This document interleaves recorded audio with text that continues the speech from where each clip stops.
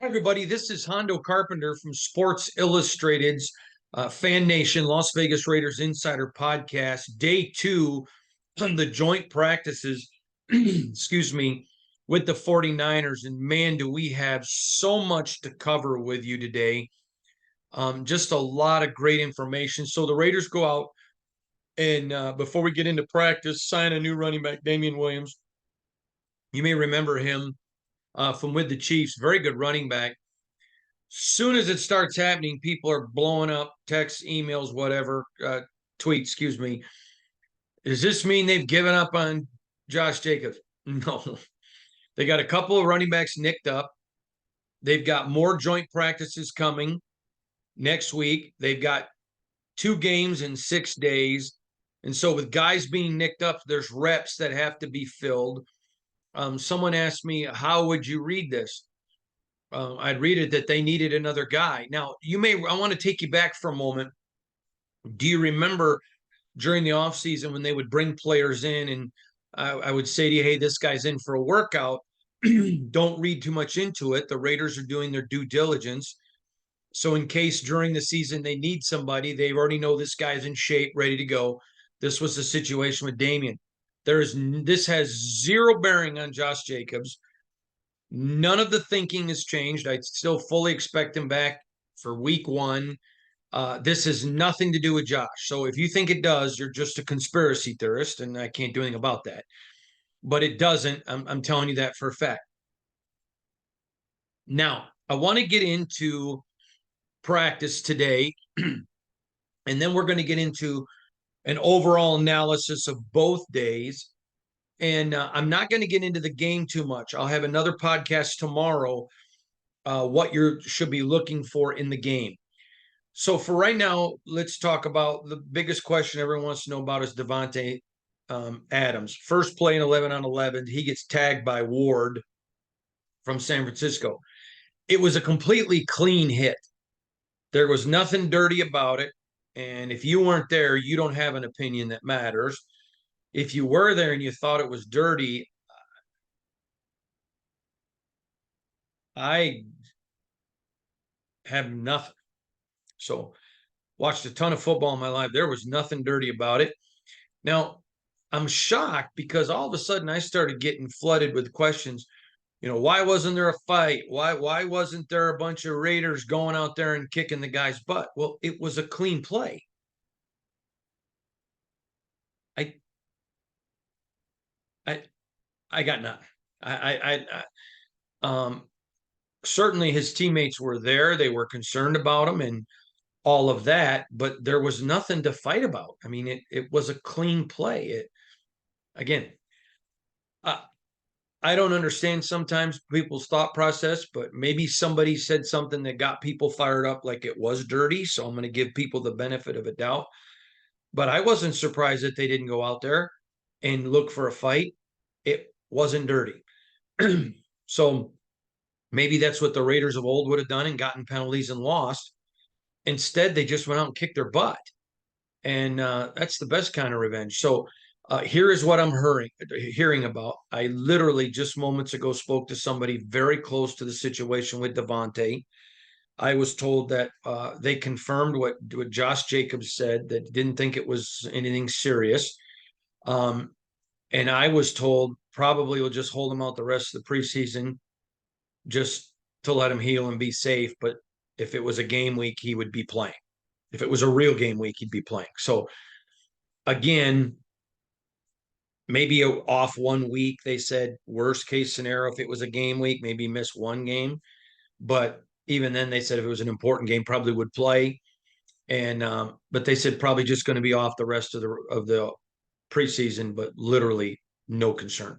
So there you go. That's the latest on Davante and all of that. Now, I'm hoping you saw yesterday's breakdown of the practice, and if you did, then I think it prepares you. If you didn't, I would suggest you pause this, go back and watch yesterday's, because I'm not going to repeat a lot of what I said yesterday. Some I'm sure I will, because some things were repeated.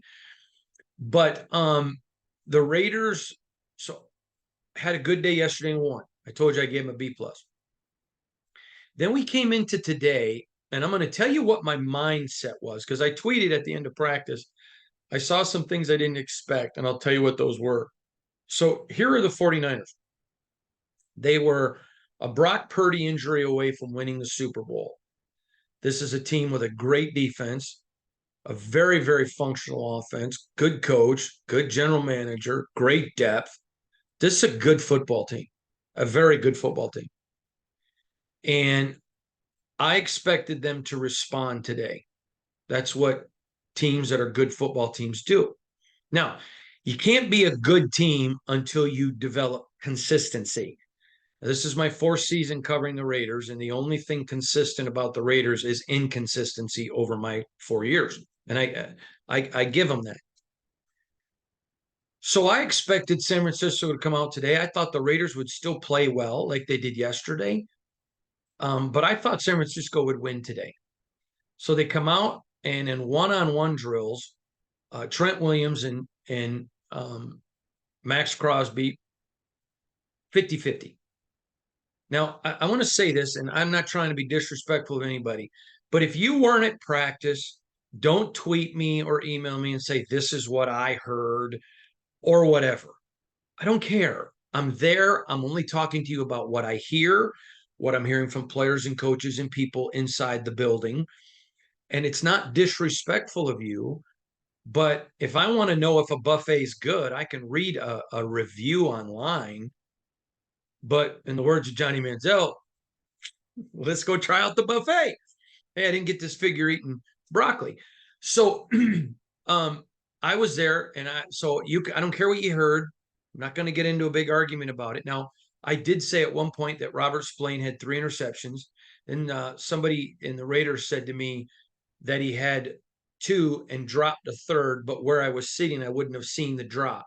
So I asked him because I wanted to know. I want to give you the best information. He said no, too. So I apologize that I got that wrong. But again, was corrected by somebody that was there. So let's get right into it today. I expected the Raiders to come back and play like they did yesterday. I didn't expect what I saw. So the 49ers come in, first play, Ward tags Tay. And I said I believe it was not first play, but the first play of the 11 on 11s, or maybe even 7 on 7s, whatever it was, but I think it was 11 on 11. In fact, I'm sure of it. And I said to Harry Ruiz, from you guys know him, he does the Spanish play-by-play of the games, a great friend, great guy. I turned to Harry and said, man, that was intense. And I said, San Francisco's coming up to set a message. Now, I understand the rivalry. Raiders hate Niners, Niners hate Raiders, and all that.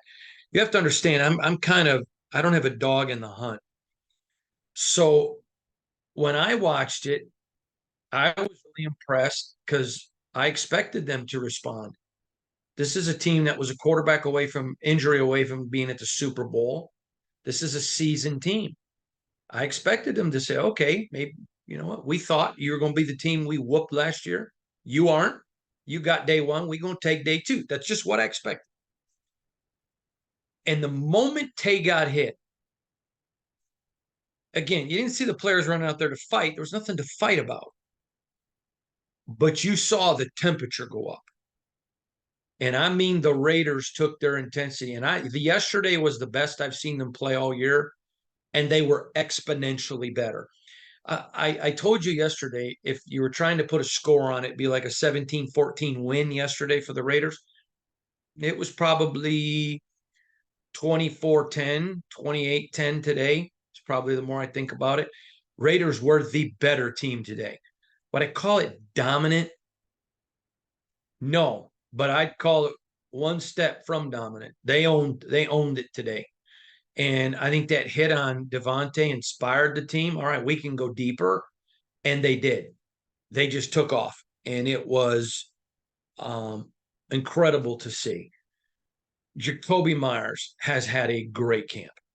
He's not had a good camp. And that next drive, I mean, Jimmy just marched down the field.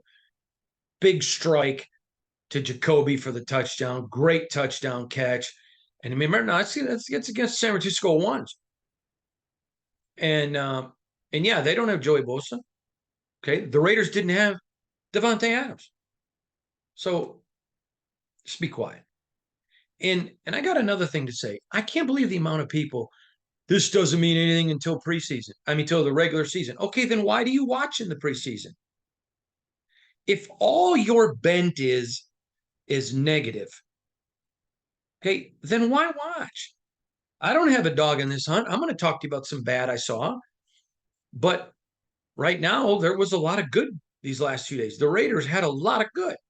So getting back to that, Jacoby Myers, Jimmy Garoppolo looked very good today. Again, total command.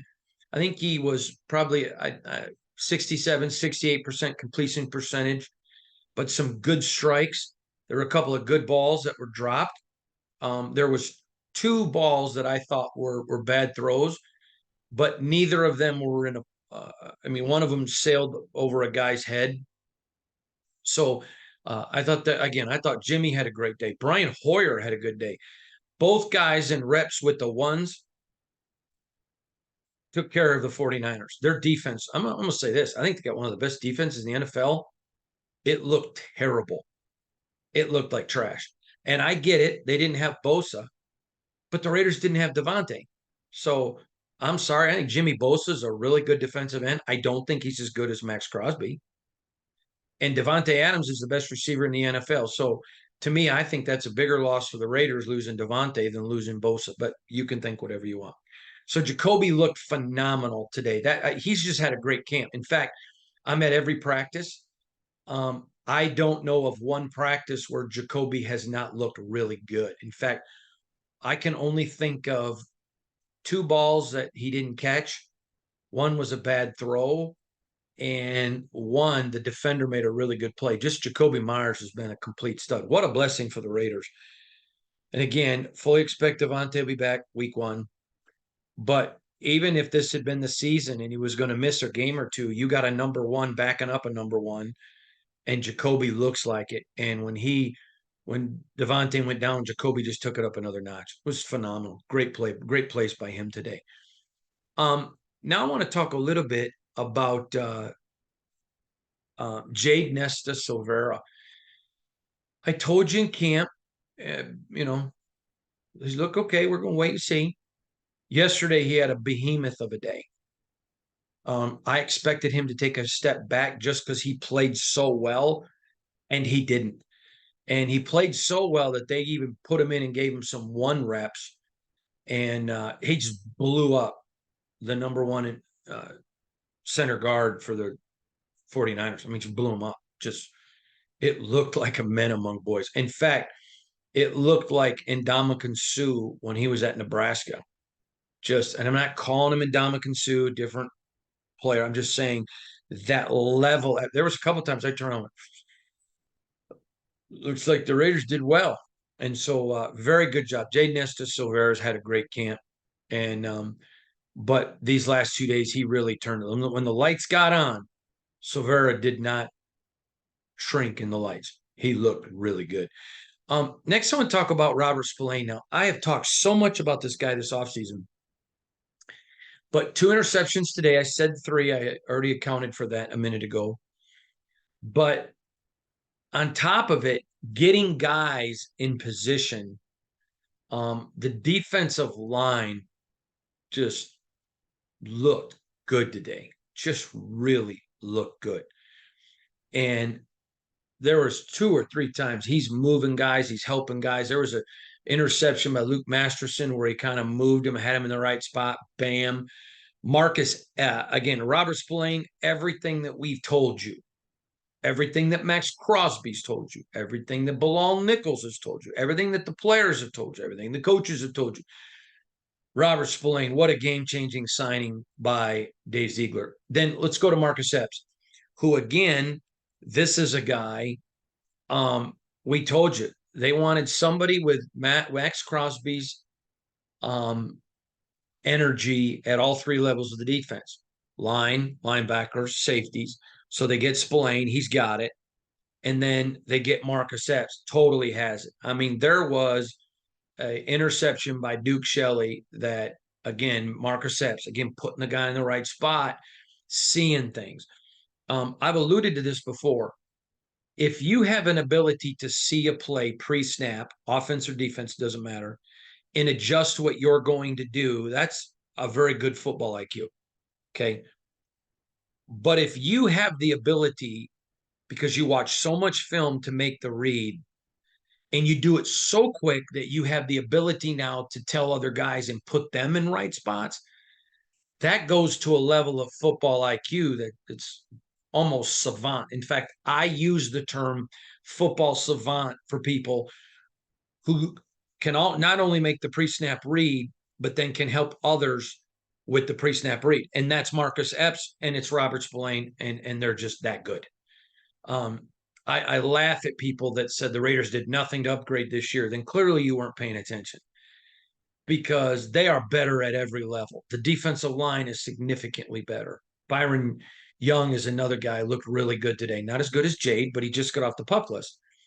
But man, he looked really, really good. He's everything they thought he was. He's going to be real good when he's give him another week, and he's going to be a stud. Okay, then you know, Byron Young looks all of it. But when you add a Marcus Epps and a Robert Spillane, so let's talk a minute about Luke Masterson. You may remember this is a guy all last year I was telling you is going to be a star, and he played really well last year. I mean, he played significantly well last year. If not for Dylan Parham playing like a stud, um, I think Luke would have been their number one rookie last year. This kid's just football player now. He's an old school football player. And again, I already mentioned to you about Spillane moving him over. He got the interception, but man, he had a really good day today. I saw him once channeling his inner Robert Spillane because he was tapping on a defender to move them a little bit. Can you imagine if you got two Robert Spillanes? And Luke Masterson, again, he just picked up where he left off last year. He's the real deal. He's not going to go out and brag to you. He's just a fiery, intense, quiet guy. Does his job, makes others around him better. And again, saw one time removed a guy, only once, but still, the guy's in his second year. He looked dynamite today. Marcus Peters, I want to go back and talk about him because I've never covered him before. I knew what some of his teammates had told me about him in the past. And so I did not have a negative impression about him at all. But I had an impression, and he just struck me as probably a loner type guy. And I can't comment on that. I know that everybody I know who's played with him liked him. So I don't mean that as a negative. But he just struck me as a guy with an edge and maybe a little bit of a loner. He absolutely has that edge, but I am super impressed with his humility and his personableness and his character. Again, just helping guys, coaching guys. You see a lot of guys who are big time veterans. You saw this with Aaron Rodgers when he was with Green Bay. You saw it with Brett Favre, and you've seen it with others. Hey, I'm the old guy. You kids don't know anything, yada. And they just kind of do their own thing. Well, that's not what the Raiders are. And I would have expected, again, now, everybody I know who's played with Marcus, and I know three or four, loves him. So it wasn't that anybody's talked ill about him. But I would have thought he would have been kind of okay, I've been around a long time. Y'all know who I am. And maybe a little bit of a nice to his teammates, but kind of a curmudgeon. Totally not true. That guy is warm. His teammates love him on all sides of the ball. They just really like him. He has, and I know that there's older guys. Brian Hoyer's one of them. There's some older guys in this team, Chandler Jones, but all three of those guys, just elder statesmen on this team. How can we make everybody better? And listen, I know I'm going to get a ton of emails and comments, and I don't need them. I'm not stupid. If this doesn't parlay into the regular season, it doesn't matter. We all know that. But I can only report to you what my eyes see. and where the team is right now. Okay, so I'm gonna give you an example. So I reported that Devontae walked off the field, and somebody sends to me, "I'm not hearing that," or "That's not what other beat reporters are saying." Okay, all I can tell you is what I saw. He goes down, he gets injured, he's down, not for a long time. I'm going to say maybe a minute and a half. Okay, he gets up, puts his arm on a guy, but he walked himself off the field. And then when he walked to the locker room, he didn't have his hand on anybody. So I can only tell you what I see. And through 2.5 weeks of camp, everything we've seen has been consistent, especially in joint practices against a very good team. And you're just seeing Marcus Peters. To me, I think this was a steal of a signing, just with the way his coaching alone. I mean, he's made Amik Robertson better. He's made, other players. Jacorian Bennett. Jacorian Bennett is a significant player. And that kid is, again, I think he's your starting corner. He's a stud now. And man, you can thank Marcus Peters for his development. Several of these guys, just he's battling, fighting. Marcus Peters, I don't have enough good to say about him. Just a really good guy. All right, I mentioned Jimmy Garoppolo earlier, but I want to mention him again. He was outstanding in this minicamp. Absolutely outstanding. I think it was Friday and Saturday, I think he threw 7 interceptions against this Raiders defense. And I said to you, I think the Raiders defense knows the offense, knows the route trees. So I don't think he was as bad as he looked. I turned out to be correct because he came out here against the 49ers and just smoked them. I mean, just reads. Now, I alluded to it yesterday. There are different kinds of reads. Before the ball is hiked, it's called a pre-snap read. So let's say you call a play that you want to go to your X, your Y, your Z, or maybe your H back, or maybe it's an RPO. So you come out, you look, and you say, okay, they're in a cover two, that the play that we wanted to call isn't going to work. So you go to a different read. Pre-snap, Jimmy Garoppolo's really, really good. Where Jimmy maybe gets into a little trouble is in the post snap. So let's say he looks at it and says, okay, I was going to go to my X, I'm going to go to my Z. So he calls for the ball's hiked, and all of a sudden the defense was scamming a little bit or scheming. They showed something but did something else, and the Z's not available. Now he has to go read the H, that or go read an X or a Y. That's where he gets into a little bit of trouble. But pre-snap, he's phenomenal. And that first quick snap, getting the ball out, is really, really good. Well, in these two practices, even when I watched him today on a post snap go to his third read and hit the guy right in the hands. Beautiful pass. So again, I think Jimmy Garoppolo looks great. If I am the Raiders, I'm not playing him. I don't believe they're going to. In fact, I can tell you right now, I'll be stunned if he plays. We'll just leave it right there. I'll be stunned. And there's no reason to. It'd just be stupid for them to play. In fact, if I'm the Raiders, I'm going to give Brian Hoyer 1 or 2 drives, max. And then I'm going to let Aiden O'Connell take off. And then let Chase Garbers, play the half the third in the fourth quarter.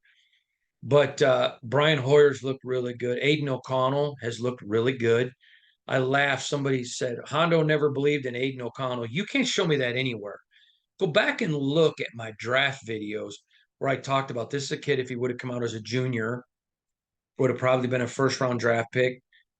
They feel like they stole him. Some people just say whatever they want. Whatever, I don't care. But Aiden has looked really, really good. And in tomorrow's podcast, we're going to talk a lot about what to look for in the game. So just be ready. Please make sure you check out that podcast. I'm going to have a lot to say about Aiden O'Connell. Duke Shelley. I don't think he had a bad camp at all. I just think some other guys were really shining. So again, no hatred at all. Love the guy. Good guy. And he absolutely, in these two practices, shined. He didn't look good. He shined. Trayvon Warren looked good. Duke Shelley shined. And was very impressed with Shelley. I'm going to watch him close. I want to see some more from him. Now,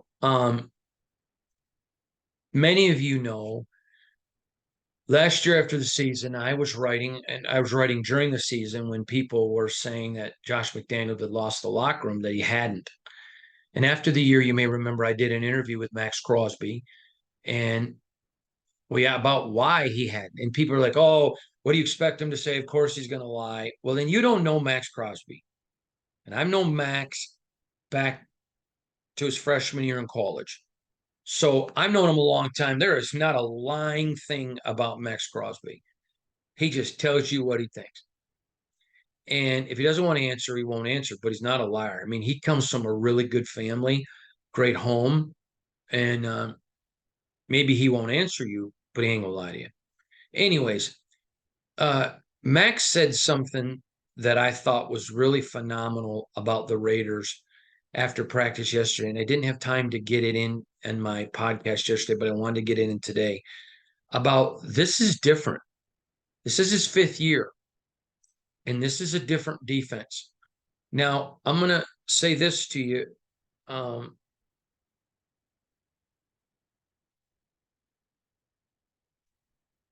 I want to word it correctly, so forgive me. I'm not stammering because I don't know what I want to say. I'm stammering because I want to use the right words. Um, this team is completely different. They went out and upgraded at a lot of positions. They got guys who are ballers, guys that would play with leather helmets. I mean, Marcus Peters doesn't need the money. Chandler Jones doesn't need the money. These guys doesn't mean they don't want the money. They're playing because they love the game. And Max Crosby's that way. And this is a guy, I've told you before, he practices like Kobe, Michael, and Magic Johnson. All three guys that I've got to watch practice. He practices them like that. He's that kind of a player. Um, and so he's at the facility almost every day in the offseason. He's always there, always working out, trying to get more guys to work out. He's a real deal. And for the first time, now he's talking about, okay, this is different. Every other year before, even last year, yeah, we sure hope so. Yeah, we're thinking. He's never said it. Now, part of the reason he doesn't say it is because he's the hardest worker on the team. He doesn't see as many guys working like he does. He does now. I mean, imagine this. So in comes a young player like Jacorian Bennett. All right. These guys all know who Max Crosby is. They see how hard he works. Robert Spillane. Then he's in a defensive backfield with a Marcus Peter and Marcus Epps, who work just as hard as Spillane and Crosby. So now that becomes the standard. My friend, Tom Izzo, the coach, the Hall of Fame basketball coach at Michigan State, great man, love him dearly. Um, Tom Izzo always says that there are two things to a championship team, and he would know. I mean, he has more Final Fours than anybody. I mean, of his era, and he's got the national title, been in a couple of national title games, and the guy's a star. But there's two things he says, and I've never seen him on the Raiders till this year. Number one, a player coach team is better than a coach team, meaning when your players set such a high standard that the players feel like they've got to keep the standard up with the other players. And that's super important. But the other thing he says is when your hardest players are your hardest workers, good things can happen. That is totally true. And so a lot of these young players now are seeing these older guys, and some of them not, it's not like they're all Brian Hoyer in their 15th year. Max is in his fifth. Chandler's in I think, his 11th. But when they see how hard these guys are working, they set that standard. And so they came into this game today, this joint practice today with the 49ers, and the 49ers got punched in the face yesterday.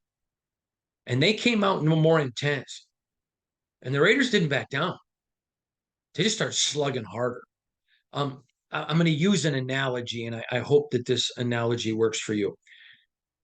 Do you remember Rocky Balboa, when he's fighting Apollo Creed, the great raider, Carl Weathers?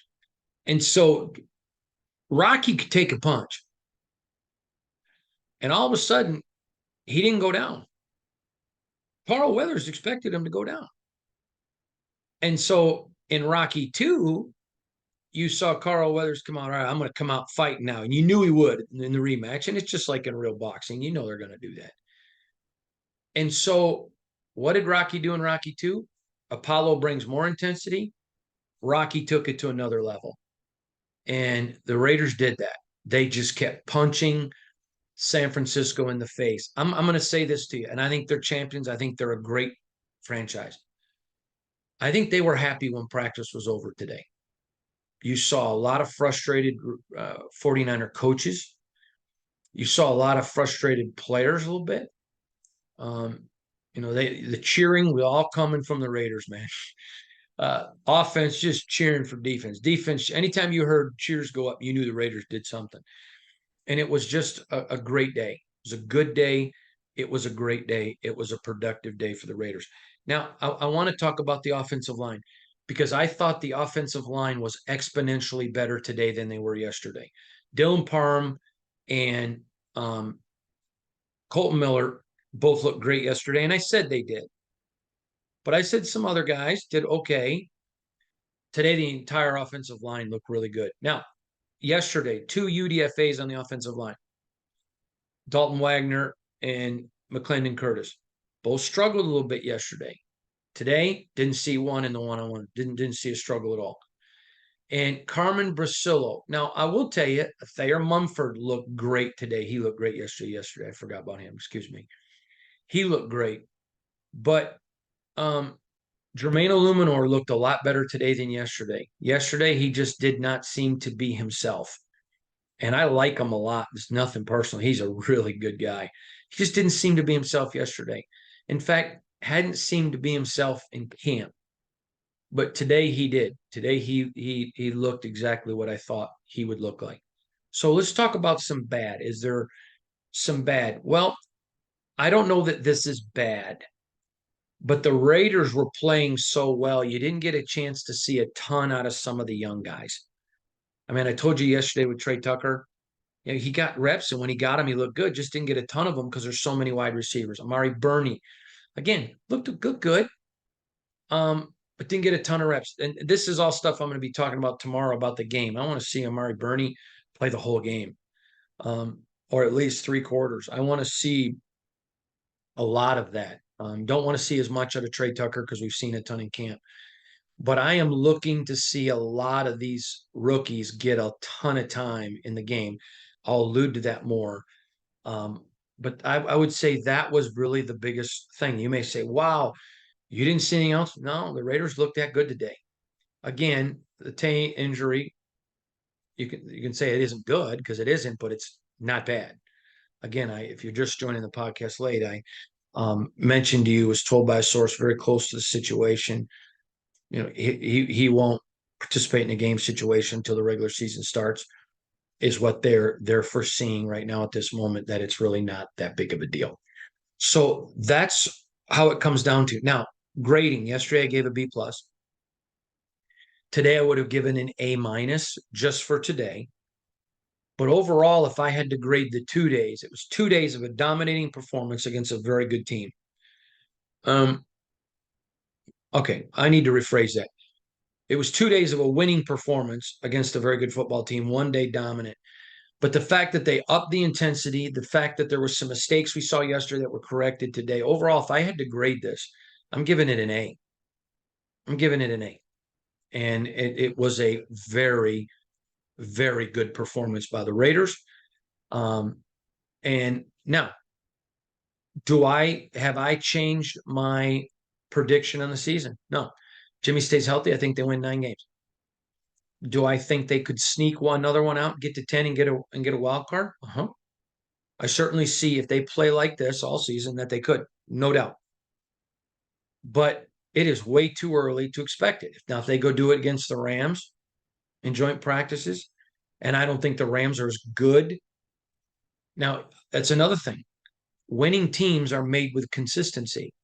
The Rams are not as good as the 49ers. So next week, when we're in La La Land, well, we're not going to be in La La, but we're going to be in that part of California. If the Raiders dominate like they did today, or play it and own it, then I think you got more opportunity. Now, after next week's practice, joint practices, there's nothing else that's going to happen in camp unless it's an injury that'll change my season prediction. But for right now, no, I still keep him at 9. Although I thought 9 was the ceiling, no chance to go higher. If they play like this another week, I'll revisit that. Maybe they could, but I think there's clearly a chance they could get a 10th game and get to a wild card. But I don't expect it. Still expect them to be at 9 wins, but still 9 wins is progress. You see what they're building, you see what they're doing, and there's a lot of reason in Raider Nation to be excited. They haven't won a Super Bowl, haven't won a playoff game, haven't won a regular season game. So temper that. But the last few days are a lot more important than that preseason game. And they look good and they held their position. So I want to just take a quick second and remind you, please take a second and subscribe if you haven't. We'd love to have you as a subscriber. But stay tuned with us. We got plenty more information. Make sure you check out tomorrow's podcast. Again, going to be doing a really good dive on what to expect in the game on Sunday. I think that's going to be a really good one for you. And as always, keep it tuned. We're always trying to bring you the best information. So from all of us here at Sports Illustrated's Fan Nation, Raiders Today, Las Vegas Raiders Insider Podcast, and our Fans First Sports Network podcast family, thanks for being with us. We love you. We appreciate you. God bless you all.